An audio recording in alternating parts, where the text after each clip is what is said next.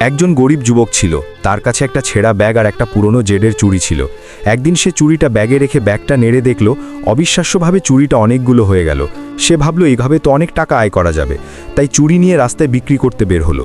হঠাৎ এক সুন্দরী মেয়ে এসে ধাক্কা খেয়ে ঝগড়া করল, বলল, তুমি আমার জামা নোংরা করেছো, 20,000 টাকা দাও। যুবকের কাছে টাকা ছিল না। সে বলল, আমার এই জেডের চুড়িটা বন্ধক রাখি। মেয়েটি হেসে বলল, এটা দামই নেই, এমন 3টে 10 টাকায় পাওয়া যায়। যুবক রেগে বলল, এটা আমার বাপদাদার চুড়ি, দাম 30,000। ঝগড়া বাড়লে মেয়েটি পুলিশ ডাকতে চাইল আর একজন বিশেষজ্ঞকে আনলো। বিশেষজ্ঞ চুড়ি দেখে অবাক হয়ে বলল, এটা সাধারণ জিনিস না, আমি 50,000 টাকায় কিনব। সে আবার যুবককে সেদিন রাতের এক বিশেষ প্রদর্শনীতে আসতেও বলল।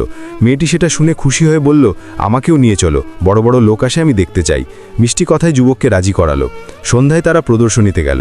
আয়োজনকারী যুবককে সাধারণ কাপড় চোপড় দেখে গুরুত্ব দিল না, বের করে দিতে চাইল। ওই সময় সুপরিবারের বড় মেয়ে এলো।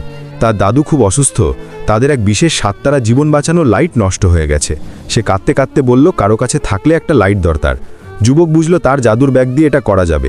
সে সুমের হাত থেকে লাইটটা নিয়ে নিজের ব্যাগে ঢুকিয়ে দিল। সবাই ভয় পেল, কারণ ওটা তাদের একমাত্র লাইট। সুমে রেগে গেল, কিন্তু যুবক শান্তভাবে বলল, চিন্তা করবেন না, এমন লাইট যত দরকার বানাতে পারি।